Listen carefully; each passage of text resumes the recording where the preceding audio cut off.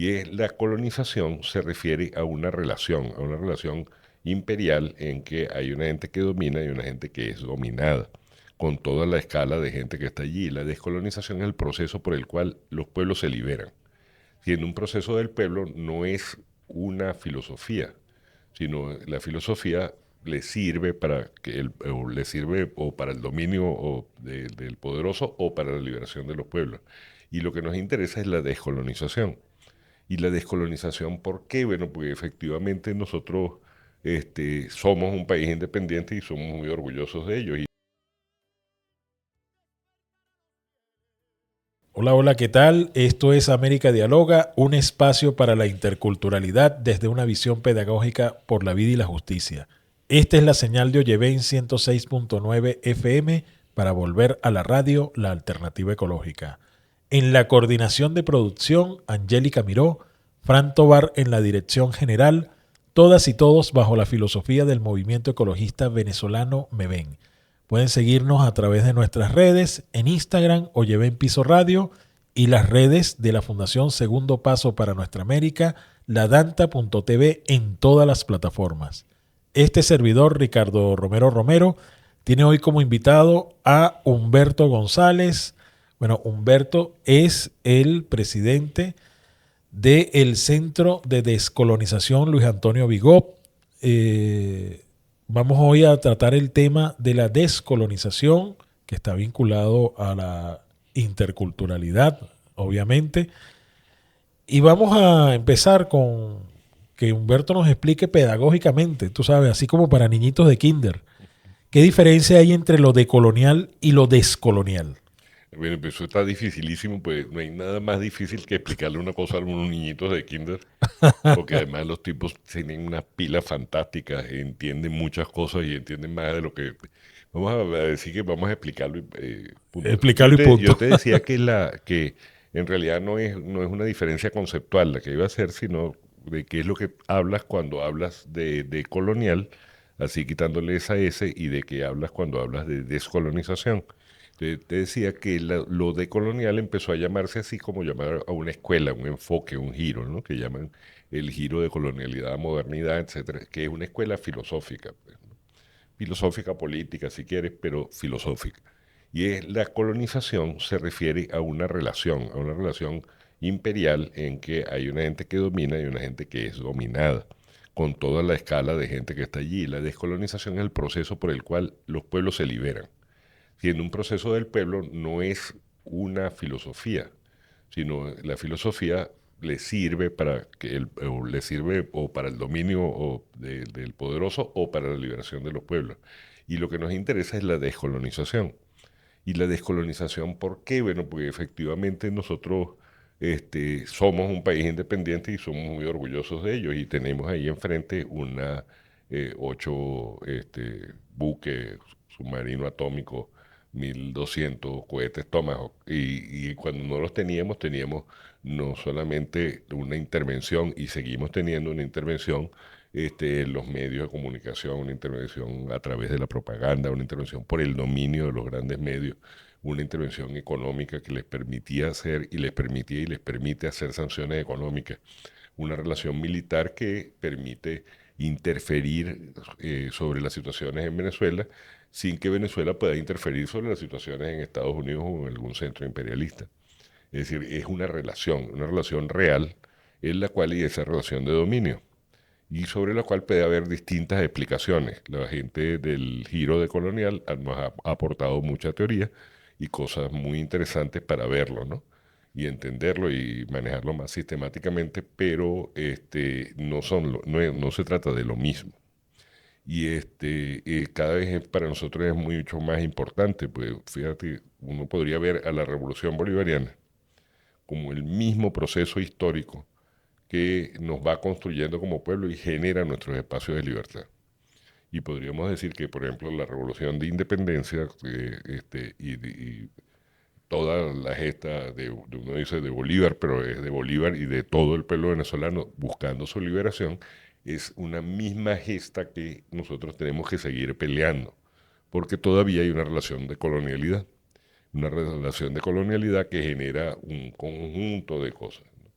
entre otras, la colonialidad que se instala en los propios sujetos colonizados. Es decir, cuando uno está en una situación de penuria, de dolor, hace una cosa que llaman los psiquiatras, creo que, o los psicoanalistas, una justificación, no sé, una racionalización. Y entonces la racionalización es que como estoy en una situación de dominio, entonces empiezo a justificarla. Es la primera gesto por el cual tú asumes la perspectiva del colonizador. Y empiezas, por ejemplo, a imaginar al colonizador como gigante. Algo así como la gente que dice que los gringos son una gente altísima y tal. Tengo un primo que fue del ejército gringo y mide como unos 65, o sea que no, tampoco los tipos son tan grandes, pero tienes que imaginarte los grandes, inteligentes, buenos mozos, ¿no?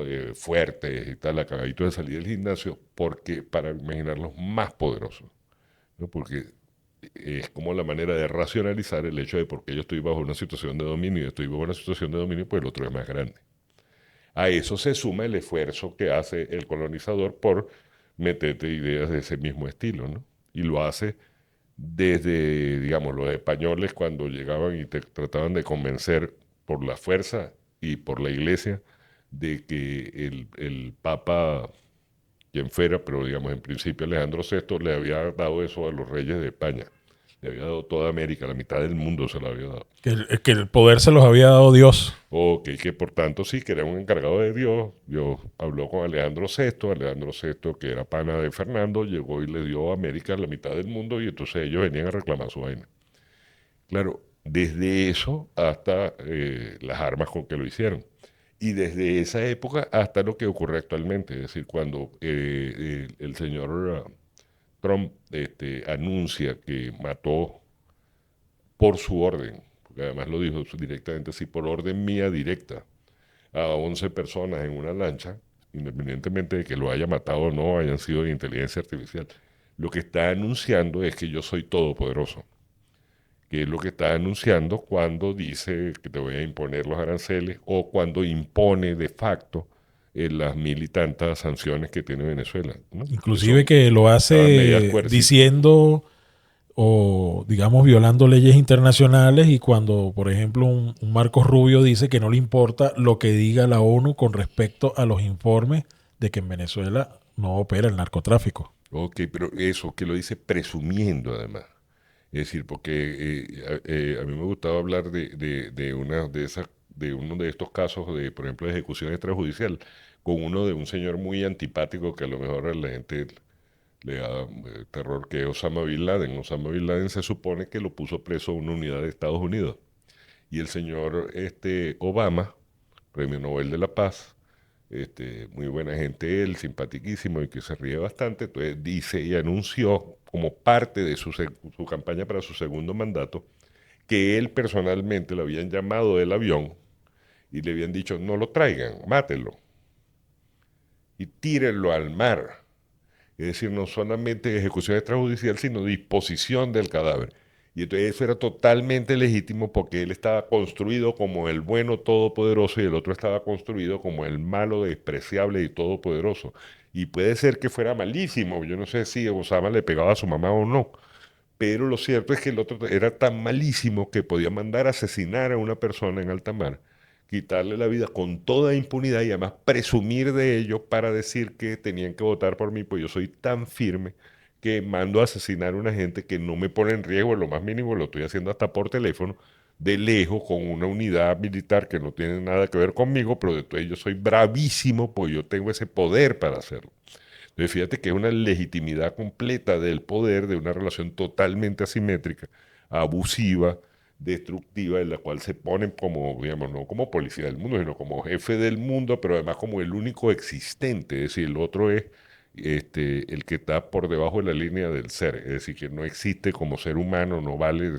La cucaracha tiene más respeto por la vida de las cucarachas que la de nosotros, ¿no? Y eso es un gesto reiterado.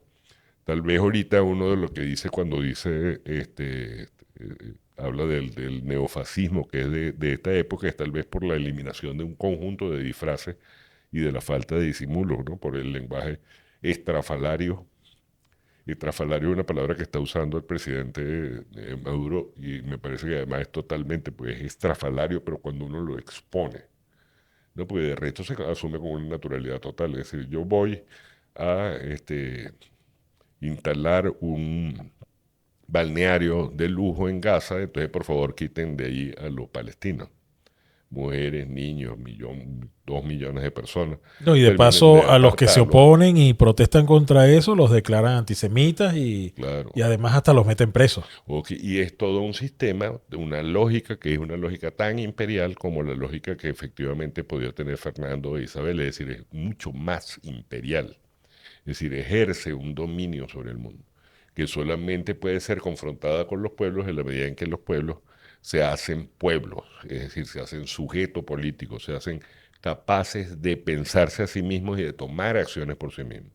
Cosa que es una cosa altamente compleja y difícil, que parece a nosotros se nos olvida a veces, porque es compleja y difícil, porque nosotros estamos en un sistema y estamos criados dentro de un sistema en el cual se supone que nosotros no éramos nadie. Si no somos nadie, una de las primeras cosas que tiene que hacer un pueblo, y es lo que hace una revolución, es ganarse la idea de que somos pueblo, es decir, que esa Sí, y de que tenemos una sentencia, identidad, ¿no? sí, pero además que somos capaces de hacerlo, que somos actores de la historia, que la casa es de nosotros, no es una casa que nos prestaron, que nos dieron, tal, y con la casa me refiero al mundo, la casa país, la casa Sí. comunidad, es decir, que O como nosotros decía somos Ali pueblo. Primera, pues la patria es la gente, pues Ok, la patria es la humanidad. pero entonces es un tema de construirlo. Pero lo que estaba citando era Chávez, ¿no? Es decir, cuando dice, por ejemplo, nosotros, no se equivoquen, nosotros tenemos patria, nosotros tenemos pueblo. Eso es prácticamente sinónimo, es decir, solamente cuando eres sujeto. ¿Y por qué dejas de ser sujeto? Porque no estás primero sometido, sistemáticamente me refiero, como colectivo estamos sometidos a una presión permanente por jugar las reglas y cada vez que no jugamos las reglas del capital y del dominio, nos sacan, nos castigan por eso. Es decir, yo no sé cuánto perderías tú, yo perdí 20 kilos más o menos en la fase más dura del bloqueo, de las sanciones y de la Sí, guerra cuando económica. estábamos. Y entonces yo, claro, la idea es quebrarnos, ¿no? La Y idea es que sistemáticamente. inclusive quebrarte desde todos los aspectos. Estamos con Humberto González aquí en América Dialoga. Humberto es el presidente del Centro de Descolonización, Luis Antonio Bigot. Humberto González nos ha venido instruyendo sobre lo que es el significado de la descolonización. No es algo que está separado en lo absoluto de la gente, no está separado de nuestra realidad. Al contrario, este centro promueve que nos formemos en ese ámbito para tomar conciencia de nuestro poder, del poder que tenemos nosotros para enfrentar a los poderes fácticos. Humberto, entonces podemos decir que la descolonización en este momento o lo que pudiéramos estar gestando desde allí es parte de lo que llamaríamos nuestra segunda emancipación. Es decir, vamos por una segunda emancipación, ya que, bueno, nos liberamos de un imperio como el español, hemos logrado en 200 años tener una república, hemos tenido una revolución como la revolución bolivariana, pero todavía hay yugos, digamos, de carácter simbólico y de carácter multilateral y de sistema mundo del cual tenemos que liberarnos. En ese sentido, ¿cómo la descolonización puede ayudar tanto a formarnos como a organizarnos para ir en pos de esa segunda emancipación? Este, difícil todas las cosas, ¿no? Pero ¿cómo lo pienso, ¿no? Entonces lo digo directamente. No es una segunda independencia, es la misma lucha por la independencia. Lo que nosotros estaremos conmemorando en el año 2030, es decir, los 200 años, serían los 200 años, y le puso el presidente Maduro un nombre magnífico, que serían los 200 años de la reivindicación del pueblo venezolano, diciendo que no traicionamos a Bolívar, sino que reivindicamos a Bolívar. Porque Bolívar muere en 1830 y con él está prácticamente muriendo la República, ¿no? pasa inmediatamente de ser Colombia la poderosa, la grande, la promesa de la liberación de América, del equilibrio del mundo, a ser un conjunto de fracciones y justamente le toca a la oligarquía venezolana el llegar y empezar a voltear todas las cosas que son reivindicación de la independencia. Porque nadie puede ser independiente bajo la idea de que tú tenías justamente a los mismos dominadores casi con las mismas caras que fueron superados por la independencia. Pues toda relación de dominación, y la relación española no era otra distinta, genera unos intermediarios, es decir, no se trata de España que estaba, ¿cómo se llama?, poniéndole la pata encima a Venezuela, sino que los que efectivamente ponían la pata encima y los que efectivamente tenían esclavos eran americanos, Los americanos criollos, pues. españoles, claro, los criollos. Entonces, y los criollos son los que tratan de reivindicar su poder frente a la revolución de independencia. Y a partir de allí crean una cosa que es la farsa de república oligárquica que nosotros vivimos durante el siglo XIX. ¿Qué es lo que arranca con la cosiata? Que ya va, por cierto, Ok. lo de la cosiata va a cumplir ya 200 años, ¿no? Sí, sí, no, sí, vamos a tener que picarle la torta.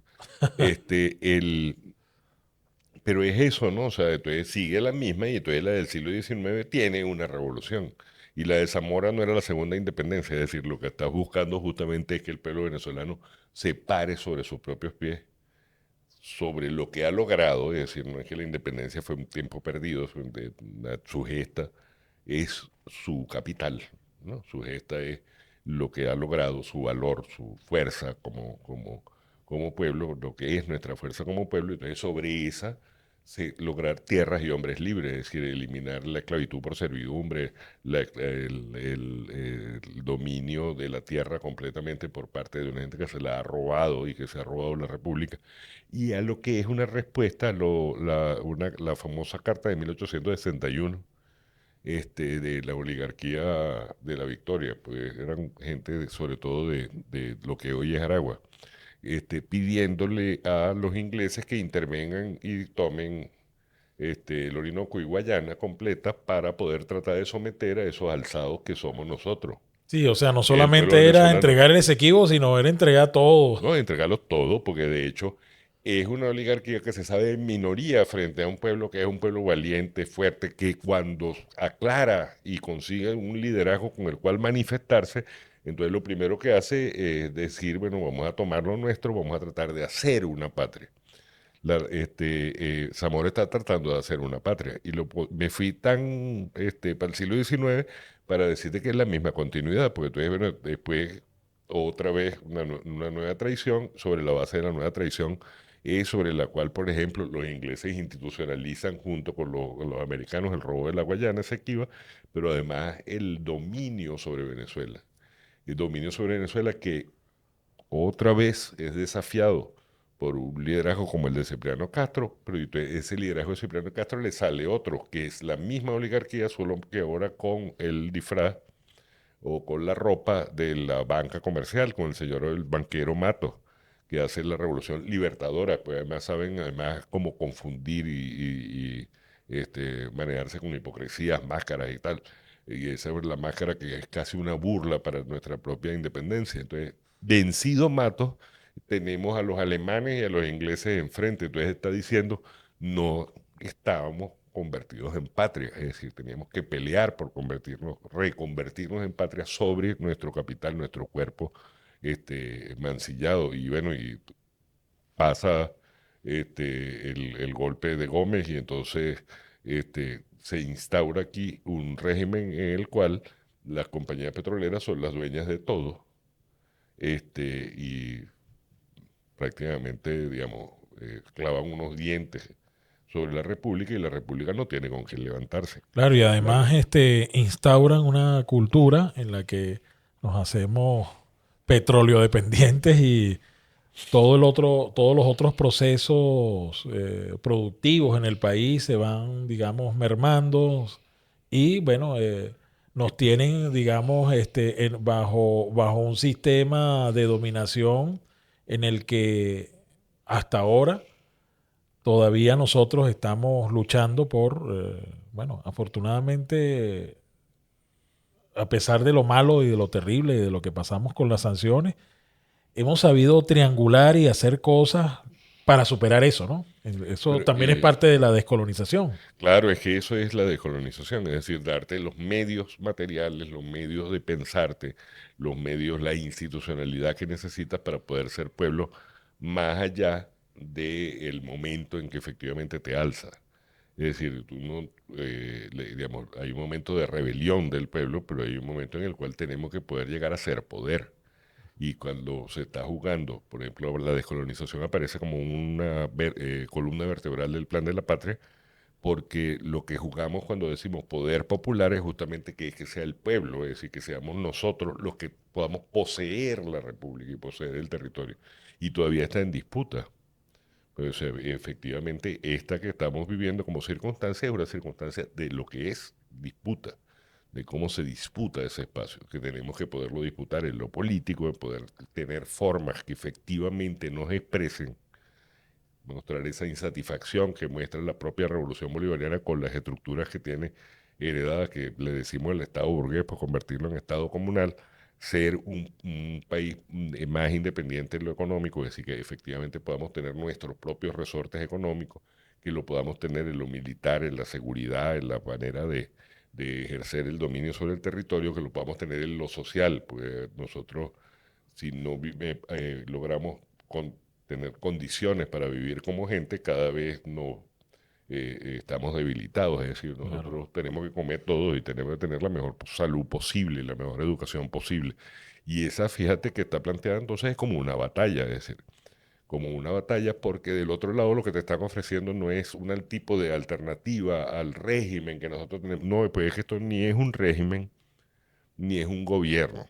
A mí me encantaba siempre reafirmar esta idea de Chávez, o sea, él decía, este no es un gobierno, y también lo dice el presidente Maduro con frecuencia, ¿no? No es un gobierno, no me acuerdo que él lo dice exactamente así, no es un gobiernito, es decir, no es un gobierno más que está, digamos, ya administrando una junta de condominio que tiene más o menos la misma orden, sino que es un proceso revolucionario. Claro, y además es Y todo un un proceso proceso que puede tener unos referentes, inclusive no tan lejanos en en los procesos históricos. Vamos a hablar de, por ejemplo, los estuve conversando con un colega tuyo, que, fíjate, quienes han logrado tener unos procesos descolonizadores y han sido efectivos en eso y además le han dado bienestar a su pueblo. Estamos hablando de los chinos y los vietnamitas.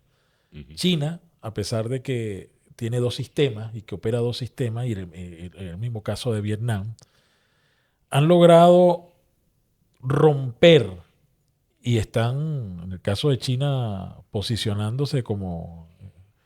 A mí no me gusta decirlo porque tengo ciertas contradicciones con eso, pero están logrando convertirse en la primera economía del mundo, si lo hablamos en los términos en los que los occidentales ponen estas cosas, o desde la que la cultura occidental lo pone. Entonces, China, por ejemplo, es el mayor tenedor de deuda de los Estados Unidos. Es el país que, aparte de Estados Unidos, tiene más dólares. Es decir, China está jugando en los terrenos, pero lo está haciendo precisamente para romper con el esquema tradicional. Incluso se han convertido, entre comillas, en los defensores del libre mercado contra el cual está tentando Estados Unidos. O sea, luego de que por 200 años nos estuvieron hablando de libre mercado y ahora ellos se están cerrando a eso y ahora imponen aranceles y todas estas cosas. Entonces, sí es posible que desde de estos principios nosotros podamos lograr una emancipación. Y es que lo que pasa es que la emancipación, digamos, al final es la emancipación dentro del juego, es decir, que siempre es un proceso de emancipación, ¿no? Incluso los chinos suelen decir ahorita que es que cuando una vez cumplida un conjunto de fases, entonces es que va a poder empezar a verse todavía, es decir, verse, que se vean las posibilidades. Pero hay un estado de bienestar en Natural, China, sí, bueno, indudable. digamos, comparativamente con lo que había pasado. Pero déjame volver un momentico para ponerlo en el mismo Ajá. tema, en el mismo tono histórico que yo creo que le estaba dando antes, ¿no? China fue por mil y tantos años, yo creo que por más en realidad, pero por lo menos registrado en estadística por mil y tantos años la primera economía del mundo. en el sentido no de que ejerciera ningún tipo de dominio sobre otra, porque ¿no? prácticamente Tenían la la ruta de la tenía, seda. pero no es que la tenía eso, sino que tenía la propia satisfacción de sus necesidades dentro de sí misma. El emperador chino le dice a la reina de Inglaterra cuando comienza la guerra del opio que es que en realidad ellos no lo necesitan, pues ellos no compran ninguna cosa que sea útil para Europa, o sea, ellos no necesitan ninguna cosa de Europa. Pero por 1000 años fueron, ¿no? Pero entonces es prácticamente en el siglo XIX en que caen en el colonialismo. Y el colonialismo los destruye. Y no estamos hablando de una cosa que ocurre en poquito tiempo, ¿no? Es decir, los destruye y entra en una guerra. Es decir, durante todo el siglo XIX China va cayendo en manos del capitalismo occidental. Llega, incluso uno dice capitalismo occidental, pero debería recordar que también Japón, que no, no queda tan al occidente, creo que él es mucho más oriental que todos Sí, los demás. Si la ponemos en el mapa mundi, entonces invadida por Japón bueno, desde bastante antes, desde finales del siglo XIX, colonizada directamente, se declara en guerra, vence a Japón, pero venciendo a Japón todavía tiene adentro al Kuomintang y al llamado nacionalismo chino, que es tan procapitalista que al sí, final iba a terminar que en entregando a ese China otra vez al entonces liderado imperialismo. por Chiang Kai-shek. Y entonces hasta el 49 que logra hacerse una república popular, y el trauma de hacerse la República Popular muchas veces la deja sola, y efectivamente China está en situaciones de retraso, de pobreza, de desintegración del propio país.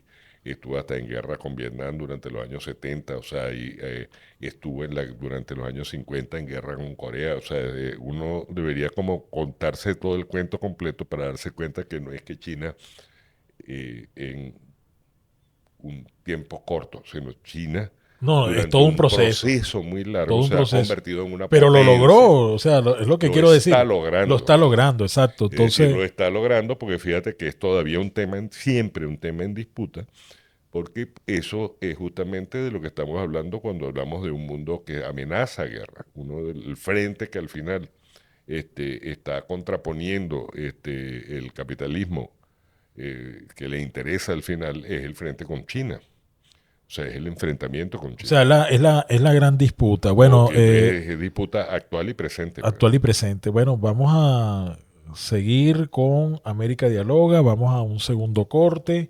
Estamos hablando de descolonización con Humberto González, presidente del Centro de Descolonización Luis Antonio Bigot. En el primer bloque, Humberto nos explicó cuál era la diferencia entre decolonialidad y descolonización y bueno, nos dio una pedagogía allí de lo que significa y de que es algo muy cercano a nosotros, muy importante para nosotros, para los pueblos y en este caso para el pueblo de Venezuela. Estuvimos hablando de la posibilidad de lograr, porque es todo un proceso, en toda esta lucha, ir atendiendo esas amenazas que todavía los colonialistas tienen contra nosotros. Recordamos ese libro, esa compilación que hace Gustavo Pereira de estos escritos de Simón Bolívar, al cual él ensaya y en la compilación se llama Escritos Anticolonialistas. Eso me viene muy a la mente y bueno, hablamos un poco de China y Vietnam, de cómo ellos han logrado estar en ese proceso en el que por lo menos se vislumbra que aquí hay un gran horizonte tanto para el pueblo chino como el pueblo vietnamita y que nosotros deberíamos, digamos, tenerlos como referentes, ¿no? Y hablando de los escritos anticolonialistas, pudiéramos decir que Bolívar es un gran precursor de la descolonización, no solo por la acción independentista, sino desde el punto de vista del pensamiento. Claro, pues es que es todo, es una cosa completa. A diferencia del proceso, por ejemplo, de los Estados Unidos, en que prácticamente juegan totalmente con las mismas reglas, o sea, están diciendo, nosotros queremos administrar estas colonias nosotros, lo sacamos ustedes. Aquí no, aquí lo que está diciendo es lo que termina diciendo Sucre, ¿no? Es decir, la libertad entendemos que es una pelea por la libertad y por la justicia, que son absolutamente inseparables. Es decir, que está buscando un cambio y un cambio profundo del tipo de relación y de la manera en que vivimos como pueblo. No solamente el lugar que espacio, el lugar que ocupamos en el mundo, sino la construcción de un espacio de vida nueva. Y entonces, además que lo dice tan bonito, ¿no? O sea, porque está hablando del equilibrio del universo y está hablando de una suprema felicidad social. Es decir, no está hablando de simplemente cambiar un jefe por otro, ¿no? De lo que está hablando es justamente de descolonizar. Pues descolonizar es sacarse la tradición de las cadenas, que también de esa habla Bolívar en el discurso de Angostura. Pero es un discurso que es común a una gente que se está pensando cómo construir una nueva sociedad de verdad, contestar la incógnita del hombre en libertad que prometió tratar de resolver y decir que solamente se resuelve aquí en América. Pero además en América, es decir, que nosotros tenemos aquí un proceso que no es patria venezolana solamente, sino que es patria, yo siempre digo de Valle Guanape también, patria de Valle Guanape, patria de Venezuela y patria de América, ¿no? Es decir, nosotros tenemos un tremendo respeto por todos los procesos de todos los pueblos, pero dentro de ese proceso tenemos unas aspiraciones, ¿no? Y por eso es que, por ejemplo, ahorita en una circunstancia como esta somos profundamente solidarios con Palestina y cuando decimos que, por ejemplo, somos solidarios con Palestina y en circunstancias como esta, con los barquitos jugando en todo esto, estamos diciendo que somos los mismos, es decir, somos Claro, pueblos y que así están como rompiendo Palestina, con Palestina. Líbano, Irán, Apostamos Yemen. junto con Irán o con Vietnam o con China, pues justamente nos entendemos que somos pueblos que estamos rompiendo con una manera de hacer las cosas y que cada quien tiene perspectivas, maneras propias, etcétera, y respeto entre las propias maneras en que ocurren, pero está confrontando una relación, no un enemigo en el sentido de que nosotros, yo no sé si tú eres enemigo, tienes algún enemigo particular en Estados Unidos, particularmente una mujer que ande vendiendo dulcitos en Kentucky. Yo no tengo ninguna cosa contra ningún, Claro. nosotros no tenemos nada contra Estados Unidos, sino contra la relación de dominación, que además, Que además la lleva es una élite. claro, y una élite mundial.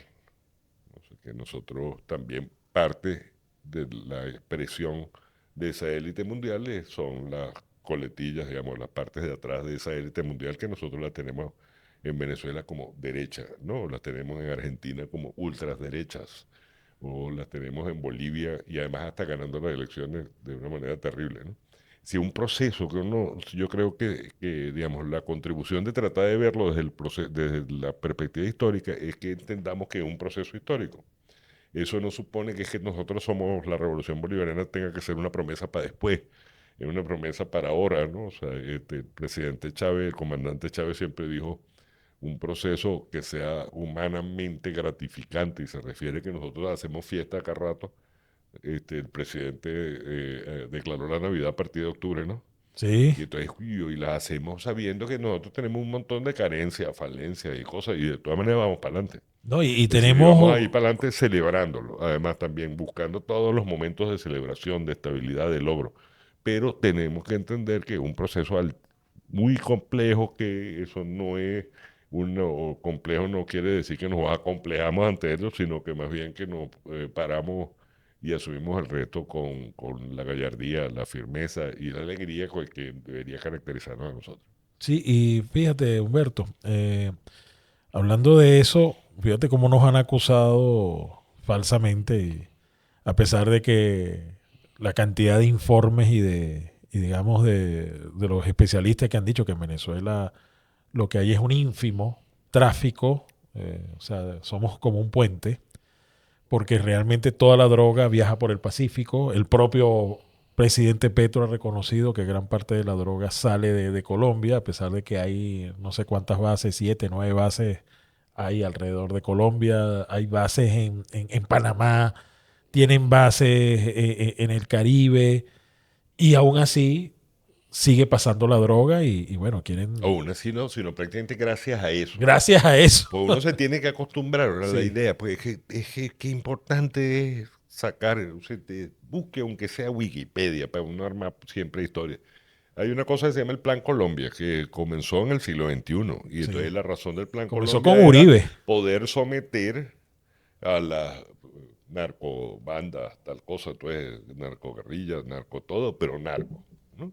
Y entonces resulta que ahorita Colombia produce varias veces más droga, más cocaína de la que producía antes y tiene cada vez más, en el transcurso hasta socio de la OTAN se hizo. Es decir, entonces, bueno, eso que los Estados Unidos vengan a liberar a alguien de las drogas o a tratar de combatir las drogas en nuestro país es un absurdo. Y entonces tienes el caso de México y del norte de México, que prácticamente con Vicente Fox era gerente de la Coca-Cola, presidente de la Coca-Cola en México, de FEMSA, no sé cómo es que se llama la cosa. Y entonces, bueno, los tipos lo que lograron fue entregarle todo el norte de México a la matazón del narcotráfico, un terrorismo gigante. Y entonces ahorita tienen un amigo que es el señor Cabezañame del Ecuador, y entonces Sí. Ecuador es Novoa. un paraíso del asesinato, un paraíso del crimen, uno de los países que uno conoce además como más pacífico con medio de todo el zaperoco, un país que llegó a ser estable y decente con la Revolución Ciudadana, entonces ahorita tiene una matazón y una falta de dominio del Estado, es decir, Hay una mafia lo albanesa que allí. llamaban como colombianización, amenazaban que Venezuela podía colombianizarse en el peor término, y con un término bastante xenófobo, pero no importa, Sí. porque lo ilustra. Entonces eso lo tiene en Ecuador, y entonces resulta que la zona de mayor producción de coca es la frontera con Ecuador. Sí. Entonces sale por allí, no solamente sale por allí, están asociados, es decir, es el mismo grupo. La mayor parte de la coca no va en los intestinos de alguien que se la traga de dile, va en container. Y va en container quiere decir que va en un barco, no en un barquito Sí, no chiquitico, es una goleta o no no, es, o no, ni es ni es un un peñero. contenero, no, son barcos de carga. Entonces el barco de carga, evidentemente el que va mandándolo no es el narcotraficante, pero o podría serlo, pero ¿quién metió eso dentro de unos containers? ¿Con qué autoridades estaba encompinchado? Pero además de todos los números que han sacado y sacado y sacado, el número más contundente es quién es el beneficiario. Pues los sembradores de coca, que son los que les gusta pelear con los Estados Unidos, que nosotros peleemos, o que los colombianos peleemos, ellos ganan una tontería, es decir, están prendiendo casi un producto agrícola. Ahí además se vuelve pasta de coca, y la ganancia por hacer la pasta de coca es todavía muy pequeña. Entonces, la pasta de coca se vuelve cocaína y todavía es pequeña. Y entonces a donde se produce la ganancia es cuando se vende el letal, es decir, cuando está en Estados Unidos. Y Estados Unidos es el país mayor beneficiario del comercio internacional de coca y de fentanilo, que aquí tampoco se produce fentanilo. Es decir, ellos son el sistema financiero de Estados Unidos, que es el que nos ataca, nos tiene declarado la guerra y que tiene su presidente pelo anaranjado, cuyo ese es el principal beneficiario del narcotráfico. Claro, No plata inclusive uno te nadando en cualquier dice, parte. tú te preguntas, bueno, ¿y a dónde va esa plata del narcotráfico? Ese, entre comillas, menudeo, ¿no? Porque se supone que eso está controlado, lo que tú depositas en un banco, pero si es tanto dinero, ¿quién es el que controla ese dinero, no?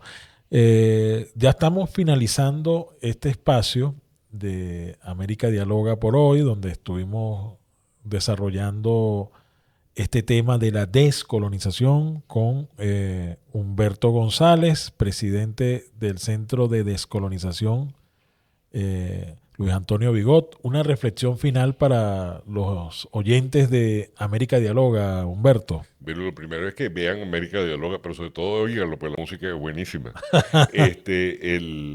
No, yo creo o sea, nosotros estamos en un proceso en el que tenemos que hablar mucho, entendernos mucho, tomarnos las cosas con calma también, porque a veces en el apresuramiento por perseguir el momento, entonces nos atropellamos y cometemos torpezas, ¿no? O sea, tenemos, sin embargo, tantas cosas hermosas que hemos hecho como pueblo y que seguimos haciendo como pueblo, que nosotros lo que tenemos que seguir es sintiéndonos orgullosos. En la batalla contra la descolonización, de los descolonizadores más importantes, tú me preguntaste que si Bolívar, y yo digo Bolívar, digo, Simón Rodríguez, Andrés Bello, claro. Zamora, pero digo, en lista de gigantes Chávez Chávez. y en lista de La cuarta gigantes raíz. nuestro presidente Maduro, del cual nosotros tenemos que sentirnos cada vez más orgullosos. Así es. Bueno, nos despedimos de América Dialoga, un espacio para la interculturalidad desde una visión pedagógica por la vida y la justicia.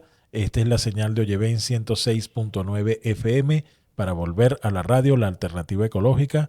En la coordinación de producción, Angélica Miró, Fran Tobar en la dirección general, todas y todos bajo la filosofía del movimiento ecologista venezolano MEVEN. Sigan en nuestras redes, en Instagram, Oyeven Piso Radio, las redes de la Fundación Segundo Paso para Nuestra América, ladanta.tv en todas las plataformas. Este servidor, Ricardo Romero, les dirá hasta la próxima, hasta pronto.